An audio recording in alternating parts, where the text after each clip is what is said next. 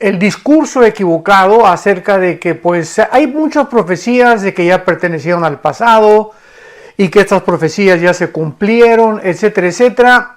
Y el trasfondo de todo esto es precisamente no darnos cuenta o no haber descubierto o no haber tenido cuidado al examinar las profecías para el tiempo para el cual fueron escritas.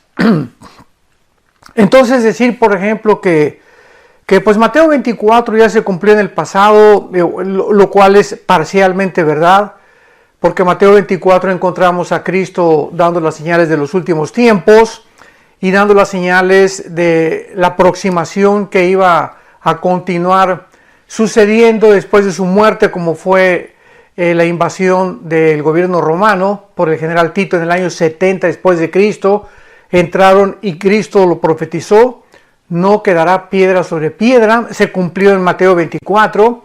Y más adelante Cristo también da otras señales que se van a cumplir al final. Entonces tenemos que tener mucho cuidado en la forma en la que nosotros podemos interpretar o tratar de sin tomar en cuenta las demás partes de la Biblia, darle un significado o darle un simbolismo completamente equivocado. Y lo mismo pasa con el libro de Apocalipsis. El libro de Apocalipsis es un libro que está escrito, ¿verdad? Del capítulo 4 hasta el capítulo 19 del Apocalipsis encontramos 21 juicios de Dios. 21 juicios de Dios que no se han cumplido en la historia, por el amor de Dios. O sea, todavía no estamos en los sellos, porque el cuarto sello es una cuarta parte de los seres humanos muriendo. Imaginémonos, jamás en la historia una cuarta parte de la tierra ha muerto. Encontramos también de qué forma en el quinto sello y en el sexto sello la cantidad de mártires y las estrellas y meteoros cayendo al mundo, el cielo envolviéndose como un pergamino, cosa que no se ha cumplido. En el capítulo 9 del Apocalipsis, abriéndose el abismo donde todos los demonios van a salir, cosa que no se ha cumplido. Entonces es absurdo, es ridículo poder tratar de decir que el Apocalipsis ya se cumplió, porque repito, son 21 juicios, son 7 sellos, 7 trompetas y 7 copas que aún no han tenido su cumplimiento profético, mucho menos las bodas del Cordero, ni tampoco la segunda venida de Jesucristo físicamente para establecer un reino físico, literalmente hablando, aquí en el mundo, durante el cual Él cumplirá la promesa a Abraham, Isaac y Jacob, a Salomón y a David, de que vendría un reino mesiánico al final de los tiempos. Y para poder comenzar a adentrarnos en esta maravillosa serie que voy a titular Profecías selladas del fin. Profecías selladas del fin. Y me voy a basar específicamente en el capítulo 12 del libro de Daniel, donde este capítulo 12 es la culminación de visiones que Daniel tuvo a través de ángeles. El mismo Jesucristo se apareció en el Antiguo Testamento. Se le llama el ángel de Jehová. En el caso del libro de Daniel se le apareció como un ángel vestido de lino. Lo vamos a ver por qué podemos deducir que era una teofanía o una aparición de Dios en la persona humana. Y vamos a encontrar en el capítulo 12 de Daniel principalmente los últimos 7 años de la tribulación. O sea, el cumplimiento de lo que en el capítulo 9 el ángel le dio a Daniel como las 70 semanas de Daniel. Las 70 semanas que sabemos que eran semanas de años, no eran semanas de días. En otras palabras, si eran semanas de años, porque los judíos tenían semanas de días y de años, son 490 años. Y vemos en el capítulo 12 de qué forma la tribulación se levanta, el arcángel Miguel peleando en tiempos de angustia contra todas las huestes satánicas, cosa que lo corrobora el apóstol Juan en Apocalipsis. Y vamos a ir comparando escritura con escritura para que tengamos claramente un curso profético a través del cual podamos seguir bíblicamente sin temor alguno de poder desviarnos ni a la izquierda ni a la derecha. Encontramos también en Daniel 12, estoy dando un resumen rapidísimo, acerca de la resurrección. Vamos a ver quién va a resucitar primero, quién después, porque hay un orden en las resurrecciones. Y encontramos también en Daniel 12 el tiempo en que Jesucristo le dice a los ángeles para que le digan a Daniel cuánto tiempo durará la tribulación, cuándo culminará la persecución y el tiempo de la ira de Dios. Entonces, estos son los principales temas que vamos a abarcar poco a poco, pero antes es pero muy importante que podamos comprender que la frase inicial que se inicia en Daniel capítulo 12, en aquel tiempo se levantará Miguel, esta frase en aquel tiempo tenemos que partir desde este momento para saber que estas profecías que a continuación se le revelaron a Daniel, ¿cuándo se van a cumplir? ¿Qué significa en aquel tiempo? Bueno, la palabra tiempo, aquí es la palabra, la voy a deletrear, E de Enrique, T de tío, H, et. Y esta palabra et tiene su transliteración en el griego con la palabra kairos. Entonces, en el hebreo es et, tiempo, y en el griego es kairos con K, que significa no un tiempo cronológico. Esto es importante, porque cronos es el tiempo cronológico en el griego, pero cuando encontramos la palabra et en la Biblia, en el Antiguo Testamento, y kairos en el Nuevo Testamento, significa un tiempo específico, un tiempo determinado. Permítanme explicarles.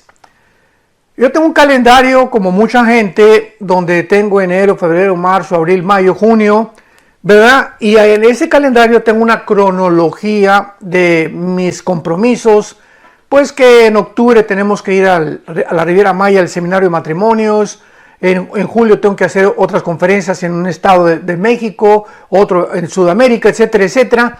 Y tengo una cronología.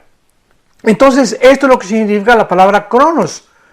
Pero cuando encontramos el día de mi cumpleaños, por ejemplo, que en este caso es el 7 de junio, o el día de la independencia, o el día del cumpleaños de mi esposa, o el día del cumpleaños de mis hijos, son fechas específicas, ¿de acuerdo?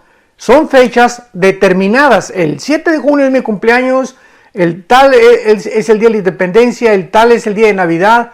Son fechas específicas determinadas. Para estas fechas específicas, para días especiales, es para lo cual se usó la palabra et en el hebreo y kairos en el griego.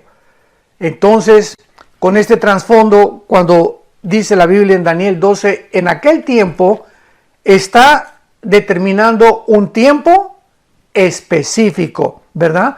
Que se va a referir, como lo vamos a ver, a la gran tribulación. O sea, no hay vuelta de hoja. En aquel tiempo, y vamos a ver a continuación cómo nos apoyamos con más escrituras en el capítulo 12, que está refiriéndose al tiempo de la gran tribulación.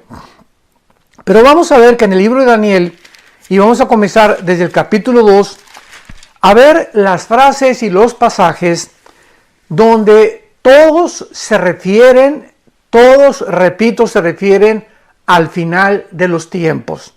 Así que esto es muy importante para poder interpretar, porque cuando examinamos esto no tenemos para dónde hacernos. O sea, nadie puede venir a atreverse a decir un disparate, ¿no? Que esto ya se cumplió o que se va a cumplir. Vamos a ver claramente que casi el 95% de las profecías de Daniel se van a cumplir en los tiempos que estamos viviendo y después en la semana 70 de Daniel.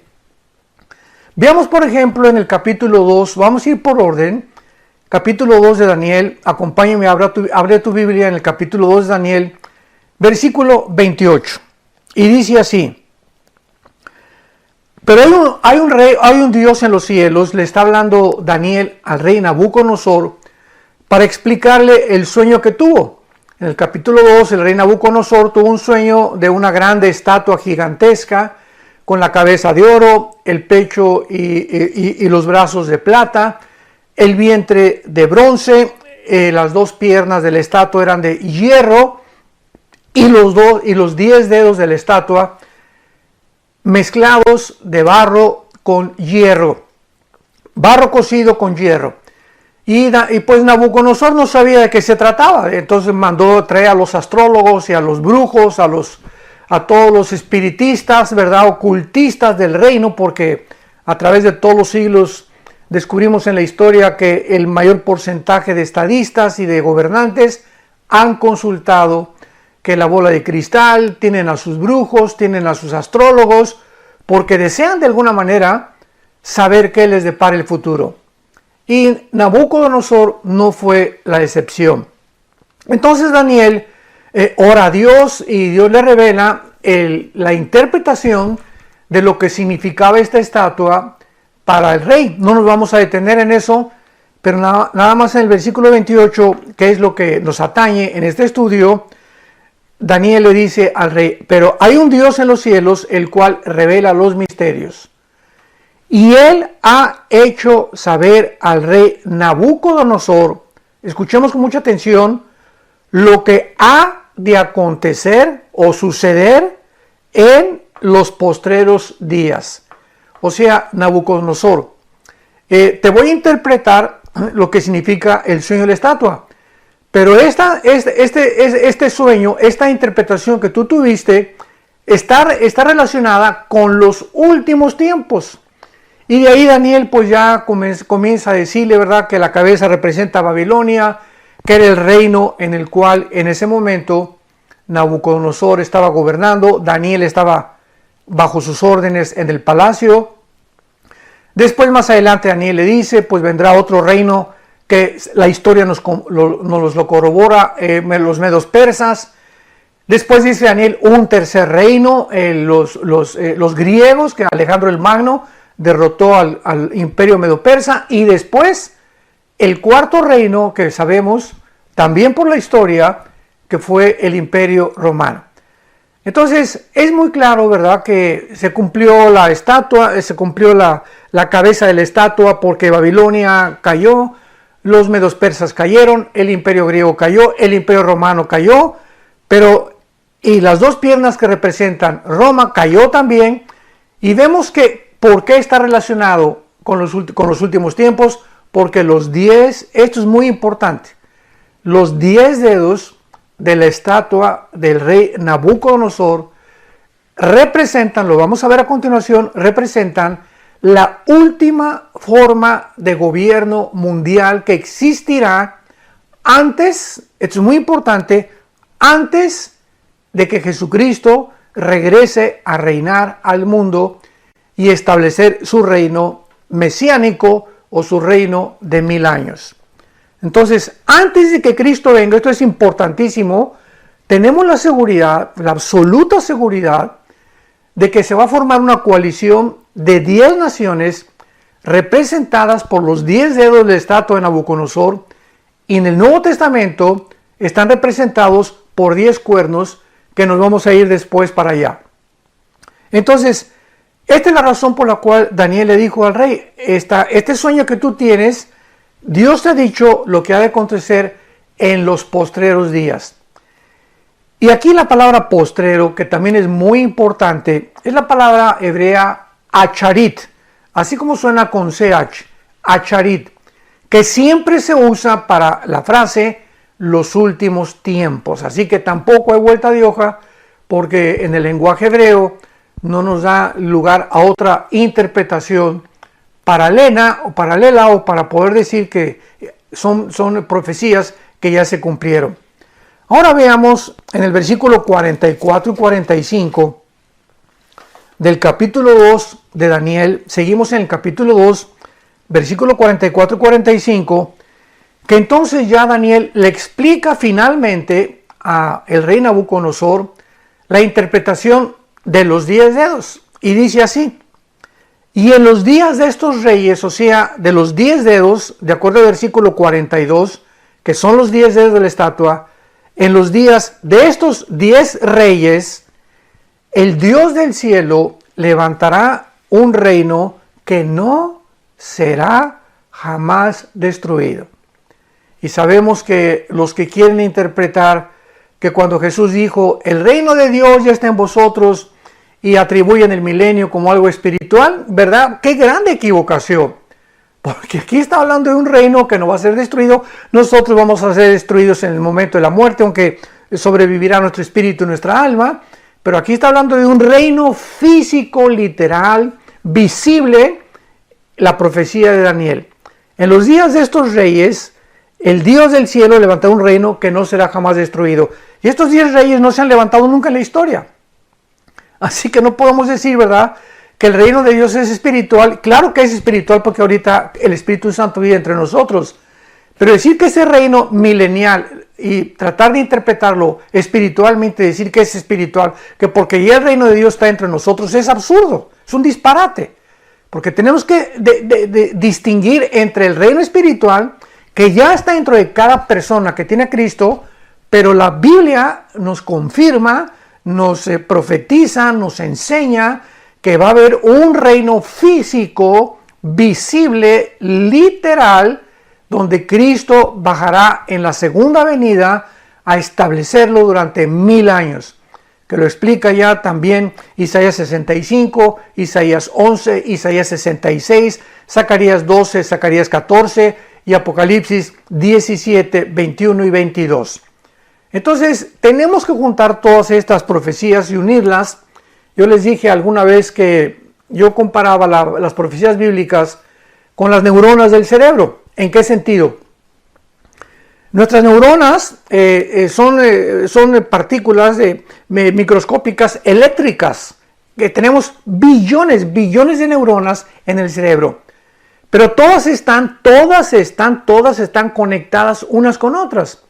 Cuando una neurona se desliga de la otra, se produce un cortocircuito, lo que se llama el cortocircuito, porque algo produce en el cerebro que ya no pensamos adecuadamente, puede dar causa a un tumor, etcétera, etcétera. Tiene que haber una unificación, una armonía de nuestras neuronas unas con otras para que pensemos de una forma coherente y lógica. La Biblia es parecida en este sentido. Toda la Biblia no es de interpretación privada.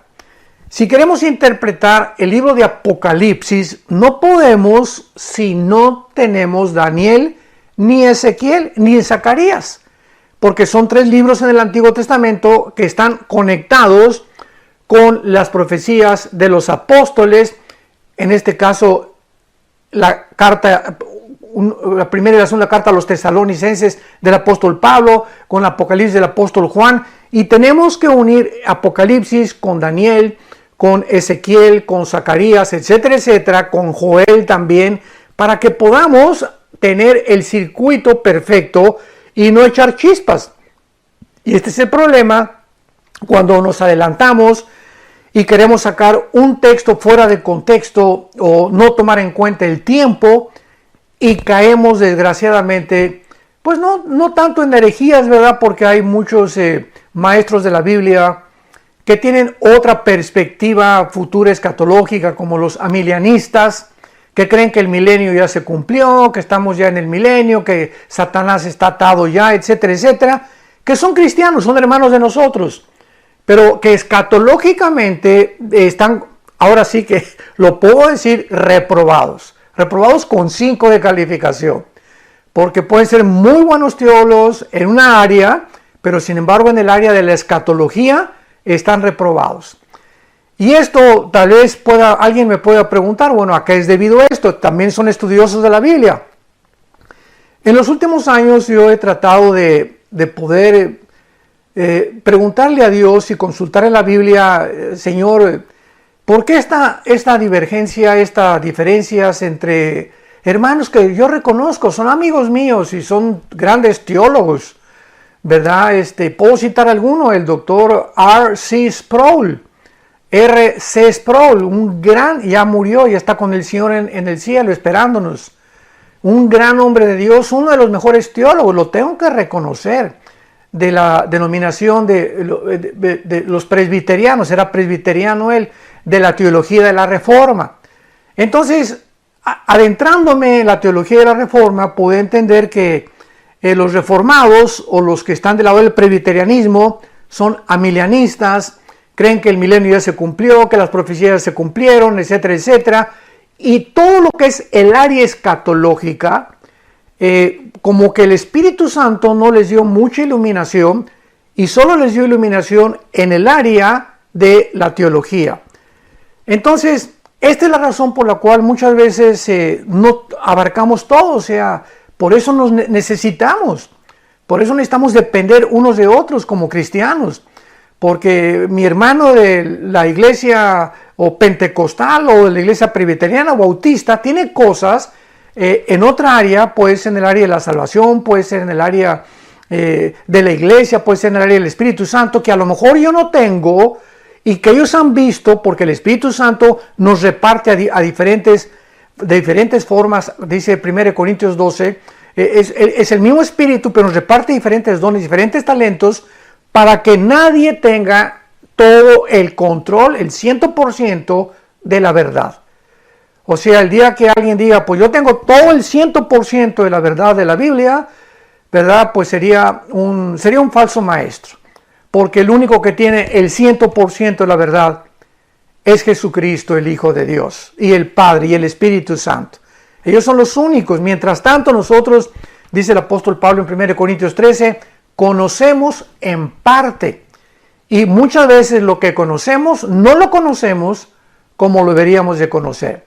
Por eso debemos ser humildes, debemos estar abiertos para poder examinar, escudriñar, orar las Escrituras, y depende del área en la que Dios nos haya llamado para predicar y compartir, pues hacernos, ¿verdad? Si no expertos, por lo menos conocedores profundos del área en la que sentimos que Dios nos ha hablado. Y finalmente, para acabar con esto, para poder explicarlo ya mejor, tenemos también al doctor Billy Graham.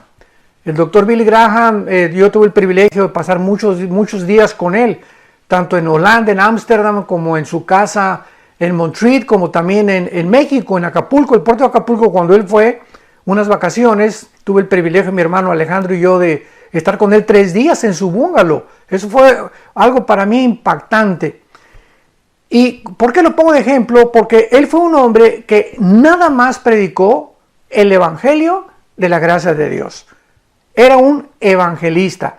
Él mismo lo dijo, yo no soy teólogo, no soy escatólogo, soy evangelista. Fue el don que Dios le dio. Y oímos sus mensajes desde los años 47, 48, que él comenzó la revolución en la ciudad de Los Ángeles con los primeros mensajes evangelísticos, hasta que se murió. O escucha sus mensajes, lo único que predicaba era a Jesucristo.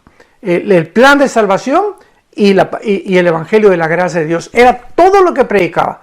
Nunca se metió que Ezequiel y que estudiar las profecías, ni el Apocalipsis, ¿verdad? Aunque sacaba pasajes de cada libro, desde luego, para predicar. Pero fue un hombre que Dios lo llamó a ser evangelista. Otro ejemplo rápidamente es Luis Palau, el doctor Luis Palau, que también ya partió con el Señor.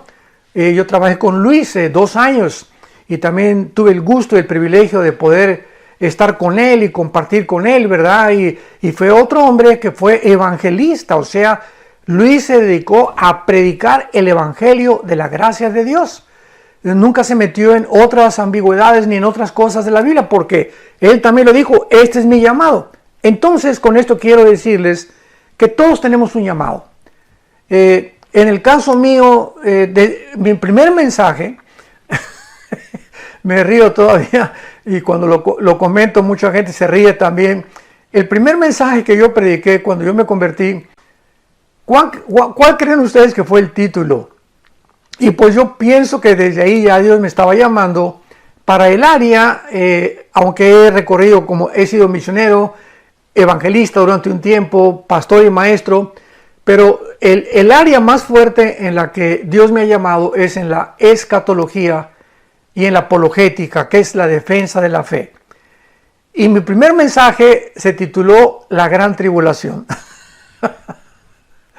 Mi primer mensaje que prediqué fue acerca de la Gran Tribulación. Imaginemos nada más, me metí desde que me convertí al libro del Apocalipsis. Fue una pasión y ahora sé que pues Dios me estaba llamando a eso y a eso he tratado de especializarme cada vez más, profundizarme cada vez más, porque siento que eso es mi llamado. Y esta es la razón por la cual dedico mucho más de mis conferencias y mis estudios a el área de las profecías bíblicas. Bueno, habiendo ya dicho eso y ya teniendo un poco más de comprensión, encontramos, ¿verdad? Y nos quedamos en Daniel 2, 44 y 45, donde finalmente Daniel le dice al rey Nabucodonosor las siguientes palabras para comprobar. Estamos comprobando todos los pasajes del libro de Daniel para recordar que se mencionan que es para los últimos tiempos. Daniel 2, 44 y 45. Y en los días de estos reyes, en los días de los 10 cuernos, en los días de los 10 dedos del estatua de Nabucodonosor, Dios levantará un reino que no será jamás destruido, lo cual no ha sucedido. Ni será el reino dejado a otro pueblo, desmenuzará y consumirá a todos estos reinos, o sea, a los anteriores, a los medos persas, a los griegos, a los babilonios, que de alguna manera quedaron vestigios repartidos por todo el mundo en diferentes naciones, pero él permanecerá para siempre. Versículo 45. Y de la manera que viste que del monte fue cortada una piedra, no con mano, la cual desmenuzó el hierro, el bronce, el barro, la plata y el oro, el gran rey, el gran Dios ha mostrado al rey. Esto es importante. Dios te está mostrando, le está diciendo Daniel a Nabucodonosor, lo que ha de acontecer en lo porvenir. El sueño que tú tuviste, rey, la estatua que golpeó finalmente a los pies de tu sueño, que eran los dedos, y que se desmoronó totalmente todos los imperios. Esto significa que cuando venga Cristo, que está representado por la piedra, porque Él es la roca, Él siempre ha sido la piedra sobre la cual se ha fundado todo, Él es la piedra angular, el establecimiento de todas las cosas. Cuando Cristo venga, golpeará los 10 dedos del estatua, representando que esos 10 dedos son la forma, como ya lo dijimos, de los 10 gobiernos mundiales, el G10 que se va a formar, y como lo vamos a ver después de que se forme este G10, y no antes, de ahí surgirá el cuerno pequeño, que en Daniel 7, Daniel 8 se le llama al anticristo. Entonces, en los días de estos reyes, Dios levantará un reino y te ha mostrado lo que ha de acontecer en lo porvenir. El sueño es verdadero y fiel su interpretación, le dice Daniel a el rey Nabucodonosor. Brinquémonos ahora al capítulo 7 del libro de Daniel. Daniel capítulo 7. Versículos del 15 al 18. Vamos a leerlos y después damos una breve explicación. Daniel 7 del 15 al 18. Se me turbó el espíritu a mí, Daniel, en medio de mi cuerpo, y las visiones de mi cabeza me asombraron. Me acerqué a uno de los que asistían y le pregunté la verdad acerca de todo esto. Y me habló y me hizo conocer la interpretación de las cosas. Estas 4 grandes bestias son 4 reyes que se levantarán en la tierra.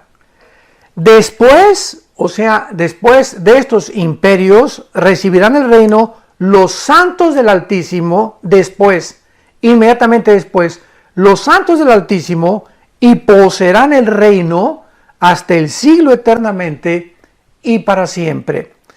En el capítulo 7 del libro de Daniel, él vio, este profeta maravilloso, vio, ¿verdad?, 4 bestias, que son exactamente la representación de los 4 imperios del sueño del rey Nabucodonosor. La primera bestia, Babilonia, los medos persas, que es Irán, el vientre de bronce, que es Alejandro el Magno, o los griegos, y la 4ª bestia terrible, que ni siquiera el Espíritu Santo encontró un nombre para darle, que representa el Imperio Romano.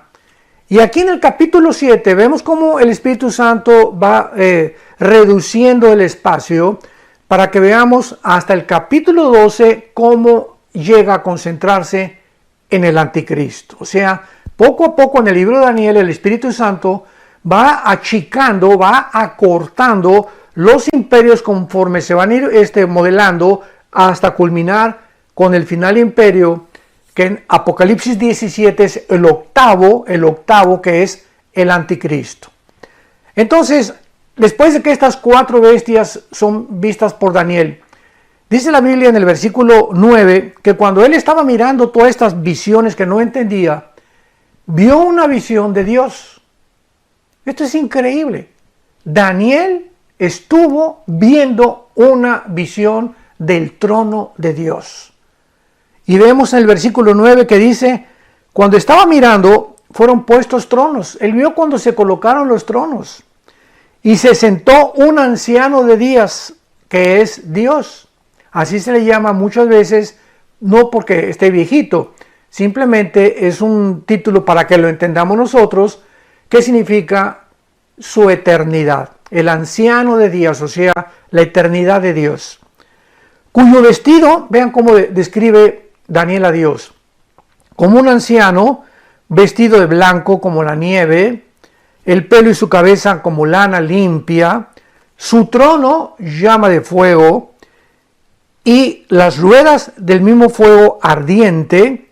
Un río procedía de fuego y salía de delante de él, y millares en el hebreo es millones de millones, le servían delante de él, y el juez se sentó y los libros fueron abiertos. ¿Qué visión tuvo Daniel de Dios? De los últimos tiempos.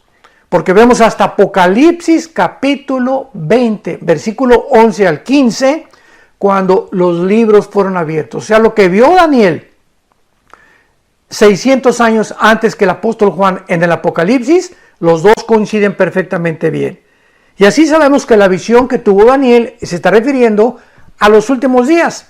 ¿Y qué es lo que en el capítulo 20 de Apocalipsis, versículo 11 al 15, vemos? El juicio del gran trono blanco. Aquí en esta visión vemos que fueron puestos tronos, pero en el capítulo 4 de Apocalipsis dice Juan que vio tronos y ya 24 ancianos sentados que representan a la iglesia. Y en el capítulo 20 de Apocalipsis encontramos que fueron abiertos los libros, y esto es cuando se han abierto los libros, es porque Dios está ya listo para juzgar a la humanidad. ¿Cuándo será esto? Al final del reino milenial, del reino mesiánico o del milenio. ¿Y cómo lo sabemos? Porque en Apocalipsis 20, 11 en adelante dice, y la tierra desapareció delante del trono de Dios. Y sabemos que durante el milenio la tierra va a existir, va a haber pecado. El hombre de 100 años, dicen en Isaías 65, 66, que va a morir alguien que peque de 100 años, un niño de 100 años puede morir porque a los 100 años será un joven todavía. Va a haber rebelión al final del milenio, Apocalipsis 20, y hasta que el juicio sea llevado a cabo, que es el juicio de los incrédulos, el juicio del gran trono blanco, Apocalipsis 20 del 11 al 15, después de este juicio serán creados los cielos nuevos y la nueva tierra, donde ya no habrá dolor, donde no habrá tristeza, donde no habrá muerte, porque en el milenio habrá muerte, y donde estaremos ya en el estado perfecto por toda la eternidad. Apocalipsis 21 y Apocalipsis 22, la eternidad.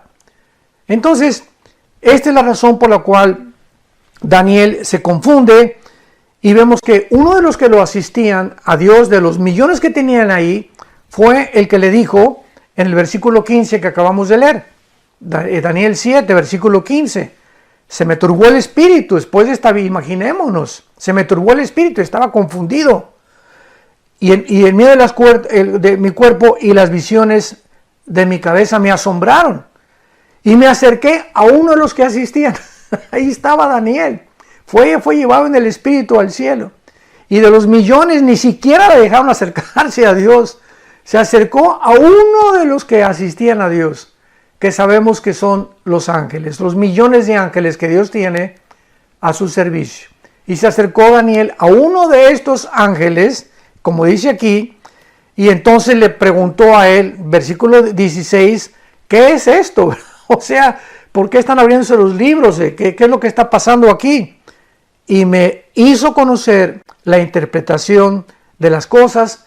Y entonces ya el ángel le dice a Daniel, versículo 17, estas 4 grandes bestias que tú viste al principio son 4 reyes, después recibirán el reino los santos del Altísimo y poseerán el reino hasta el siglo eternamente y para siempre. No quiero dejar de pasar esto que es importantísimo. Daniel vio en este capítulo 7 4 bestias, ¿verdad? Vio en primer lugar, dice el versículo 4, estamos en el capítulo 7, a un león que representa a Babilonia, un oso que representa a Irán o a los medos y a los persas, el leopardo, versículo 6, que representa las conquistas veloces, repentinas, estratégicas de Alejandro el Magno, y número 4, la cuarta bestia, de donde vemos más adelante que de ahí de esa cuarta bestia, o sea, del Imperio Romano, salió un cuerno pequeño. ¿Por qué le dice el ángel que después de estos 4 reyes vendrá el trono de Dios o vendrá el reino milenial de Jesucristo establecido en la tierra, cuando sabemos que son 10 reyes los que en el capítulo 2 se van a mencionar? Y vamos a poder entender esto si lo leemos en el capítulo 13 del libro del Apocalipsis. Vean ustedes la consistencia de la Biblia, es impresionante, asombroso. Solo Dios pudo inspirar este libro maravilloso. Dice Apocalipsis 13, versículo 1. El apóstol Juan está escribiendo: me paré sobre la arena del mar, y recordamos que Juan se encontraba ¿en dónde? En la isla de Patmos, junto al mar Egeo, enfrente del mar Mediterráneo. Cuando dice me paré sobre la arena del mar, está hablando sobre el mar Mediterráneo. Él estaba enfrente del mar Mediterráneo. No era el mar de Acapulco, ni era la playa Caleta, ni de Cancún, ni de la Riviera Maya, ni de la costa francesa. Él se paró y estaba junto al mar Mediterráneo, dándonos a entender claramente que la bestia que va a surgir ahorita va a surgir del área del mar Mediterráneo. Esto es importantísimo. Son detalles muy aparentemente muy pequeños que Dios nos los deja como piedras preciosas para que podamos nosotros tener una guía, como un mapa acerca de toda la revelación maravillosa que el Espíritu Santo nos quiere dar. Me paré sobre la arena del mar y vi subir del mar una bestia, o sea, esta bestia sabemos que es el anticristo. Aquí no hay vuelta de hoja. Entonces vemos que el anticristo surge del área del mar Mediterráneo, no de Inglaterra, no del mar Atlántico, no del mar Pacífico, no del mar Caspio, no del mar Negro, del mar Mediterráneo. De ahí surge la bestia o el anticristo. Pero lo importante es lo siguiente. Y dice Juan, tenía 7 cabezas, que después lo vamos a ver, que representan los 7 imperios desde Egipto y Asiria hasta el Imperio Romano. Ha habido 7 imperios en la historia, lo vamos a ver, que tenía 7 cabezas y 10 cuernos, que son los 10 cuernos que representan los 10 dedos de la estatua de Nabucodonosor, como lo sabemos. Versículo 2. Y la bestia que viera semejante a un leopardo. ¿Por qué se le compara con un leopardo? Porque si nos vamos al libro de Daniel, el leopardo representa al imperio de Alejandro el Magno, que fue el tercer imperio que le reveló Dios a Daniel, y que en la estatua de Nabucodonosor representa el bronce o la plata, el metal del bronce bruñido. Entonces Alejandro el Magno representa el tercer imperio. Primero fue Babilonia, los medos persas, estamos recordando esto. Después el imperio griego, que fue el vientre, y las piernas de hierro, que fueron Roma. Entonces aquí le está diciendo que el cuerpo de la bestia, o sea, lo que va a conformar el gobierno del anticristo, vendrá del antiguo imperio griego. Y el antiguo imperio griego, recordamos que fue absorbido por el que siguió, que fue el imperio romano. Entonces vemos que el gobierno del anticristo va a estar conformado de 10 naciones que hayan surgido o que hayan formado parte del antiguo Imperio Romano, y entre estas fue Grecia. Y ahora, cuando vayamos al capítulo 8 del libro de Daniel, vamos a encontrar que el imperio de Alejandro el Magno, el imperio griego, que es el Leopardo, muere Alejandro y se divide. Es en el capítulo 8 de Daniel. Bueno, hay tantas cosas que quisiera compartir, pero voy a compartir todo lo que siento compartir. El imperio de Alejandro el Magno, en el capítulo 8 de Daniel, se divide en 4 diferentes estados. Y los 4 generales de Alejandro el Magno se reparten el imperio griego en 4 partes. Fueron Egipto, Grecia, Asiria y todo lo que es Turquía. Grecia, Turquía, Egipto y Asiria. En estas 4 entidades, las 4 divisiones del imperio griego fueron repartidas. Y el capítulo 8 de Daniel dice que de una de ellas, ¿verdad?, surgirá el anticristo. Que me adelanto para decirles que fue Asiria.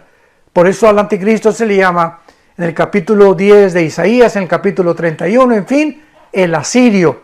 Porque de esa parte del Medio Oriente surgirá la persona del anticristo. No va a surgir de Roma, ni de París, ni tampoco de España, ni de México, ni de Estados Unidos. El anticristo surge bíblicamente de una de las divisiones del imperio griego, que fueron 4, repito, y que en este caso quedó Asiria. Después de estudiar Daniel 8 lo podemos ver. Entonces vemos que el cuerpo de la bestia, capítulo 2, estamos en el capítulo 13 de Apocalipsis, tenía la forma de un leopardo. O sea, parte de Egipto, parte de Asiria, parte de Turquía formarán parte o serán naciones que ya nos adelantamos que formarán parte del G10. Entonces podemos mencionar naciones del Medio Oriente que ya sabemos que van a formar parte del gobierno del anticristo. Y dice la Biblia, y los pies como de oso. El oso es Irán. En el capítulo 7 del libro de Daniel, el oso representa a el segundo imperio mundial en la estatua de Nabucodonosor, que es Irán, que es el pecho, ¿verdad?, de plata. Oro Babilonia y la plata Irán, el bronce Grecia, Alejandro el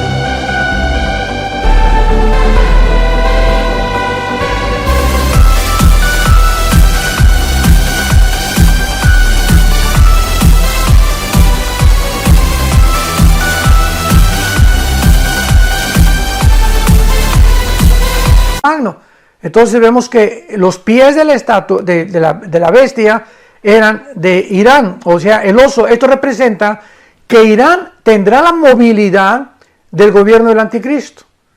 Y esto es interesantísimo porque sabemos que ahorita una de las más grandes, si unimos ya los cabos con los acontecimientos mundiales, sabemos que Irán está ahorita amenazando el Medio Oriente y está tratando de atacar a Israel, y es respaldado ya por Rusia y por China también y por Turquía. Increíble que Turquía representa, ¿verdad?, en el Antiguo Testamento a Togarma, y lo vamos a ver después en Ezequiel capítulo 38. Pero todas estas naciones ya están amalgamadas, ya hay una conformación, una alianza, donde ya podemos ver claramente que el rompecabezas de la Biblia, comenzar a poner todas estas piezas en orden, nos va dando un cuadro perfectamente bien, donde faltan las últimas pinceladas, que vamos a ver en el próximo estudio. Estoy seguro que esto va a ser de mucha bendición para todos ustedes, porque estamos adentrándonos ya en las profecías selladas para el tiempo del fin. Que Dios te bendiga y continuamos recordando que Jesucristo está a la puerta. Ya está tocando Jesucristo, que ya viene por nosotros. Nos está diciendo, prepárense para que sean tomados por dignos de escapar. ¿De escapar de qué? Pues de la tribulación. Lucas 21, 34 en adelante. Para que sean dignos de escapar de las cosas que vendrán sobre el mundo. ¿Estás tú listo? Si no estás tú listo, invita a Jesucristo como tu Señor y como tu Salvador. Pídele perdón por tus pecados y de aquí en adelante, la corta vida que Dios nos ha dado, prométele a Dios. Dedícale los últimos días, los últimos meses o años que Dios nos dé